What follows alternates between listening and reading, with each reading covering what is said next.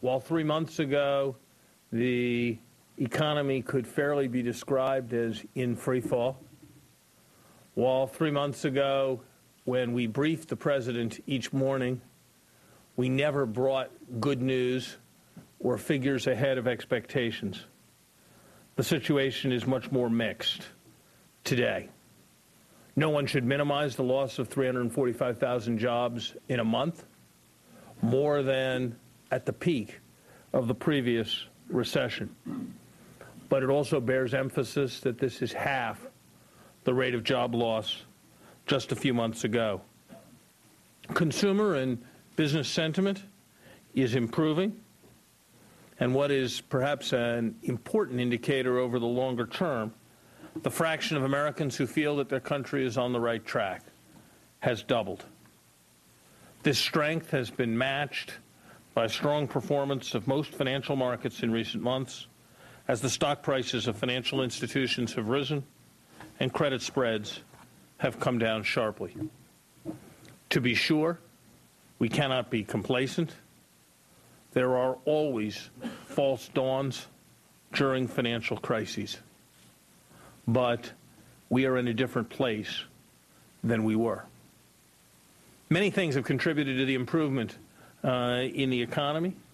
Macroeconomic expansion's been pursued more rapidly in response to economic downturn than ever before in both its fiscal and monetary dimensions.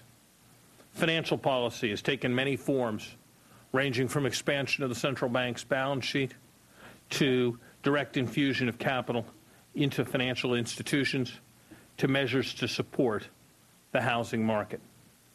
These areas of policy have been extensively discussed and debated. This morning, I'm going to concentrate more intensively on policies towards individual institutions. The events of the last 2 years have been remarkable. The U.S. government has found itself compelled to take extraordinary actions in a number of different spheres, including significant equity positions in such iconic institutions as Citigroup, AIG, and General Motors. Inevitably, the government's role with respect to particular institutions has generated substantial debate. Some believe that the government has been insufficiently intrusive in the economy, holding that banks should have been nationalized, or that government should be taking a much heavier-handed role with respect to institutions in which it has intervened.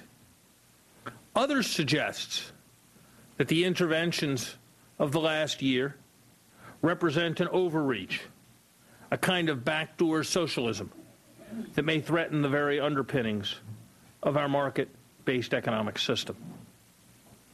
Let me be absolutely clear at the outset about two aspects of President Obama's approach here, aspects where he has been consistent and firm since the crisis began while he was campaigning for president. The first is an unequivocal recognition that action is appropriate only when necessary to avert unacceptable or dire outcomes. Barack Obama ran for president, seeking to restore America's role in the world, reform our health care system, achieve energy independence, and prepare our children for a 21st century economy. He did not, as he has said many times, run for president to manage banks, insurance companies, or car companies. The actions we will take, to borrow a phrase that Richard Haas has popularized of late, will be of necessity and not of choice. The second point on which the president has been unambiguous is that any interventions in which we participate will go with rather than against the grain of the market system. Our objective is not to supplant or replace markets. Rather, it is to protect the market system from its own excesses and to improve the protection of that system going forward. You know, in the long sweep of history, Franklin Roosevelt's policies were denounced by many at the time as a radical attack on capitalism, but today are understood to have helped preserve the market system. So too, our approaches are directed at protecting and strengthening rather than replacing the market system. A few words, slightly professorial words, about the market system and the senses in which it sometimes needs protection. Perhaps one of the 2 or 3 most important things we teach students in introductory economics courses is about the self-equilibrating properties of markets. We go through a legion of examples about how if there's too much wheat, the price of wheat goes down and people demand more wheat and people grow less wheat, and then the whole thing re-equilibrates. And then we talk about the same thing with respect to interest rates and the demand for credit and investment funds and how the system re-equilibrates. And that's how we use the metaphor of a thermostat, and we talk about Adam Smith's invisible hand. And we do that because that is the right way to think about markets and economics in the vast majority of places at the vast majority of times. But it was Keynes's great insight that 2 or 3 times a century, perhaps a little more, that insight is wrong. One cannot rely on the self-equilibrating properties of markets, and markets become defined by vicious cycles. Vicious cycles like, for example, the vicious cycle in the housing market, where falling prices lead to more supply rather than less as they generate foreclosures, which then leads to further falling prices and more foreclosures and so forth. And there are many other examples of these vicious cycles. As the economy weakens, the financial system weakens because people can't repay loans. That means less new lending. That means a weaker economy. That means a weaker financial system. As people come to doubt the health of financial institutions, they withdraw their money.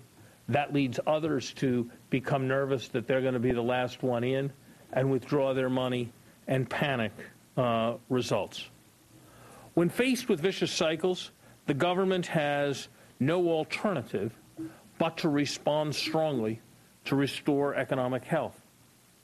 The responses that should and are the first resort are the ones that are most protective of the market system, are those of macroeconomic policy, the general provision of credit and liquidity, and the expansion of government demand to support economic activity. But macroeconomic policies, while they can make and have made a substantial difference, may, and in the current case, would not have been sufficient. When institutions are substantially interconnected, their failure can lead to the cascading failure of other institutions, as the experience of bank panics teaches.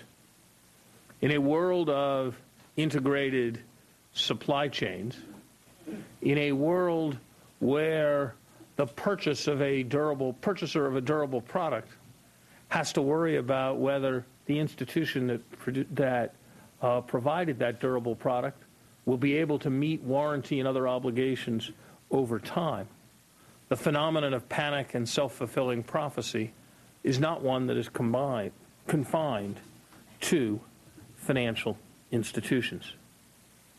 And that is why government in the previous administration and in the last months has, in certain cases, judged it necessary to intervene in the lives of particular institutions. What is crucial, and where our focus has been as we have intervened, is on the intervention being temporary, being based on market principles, and being minimally intrusive.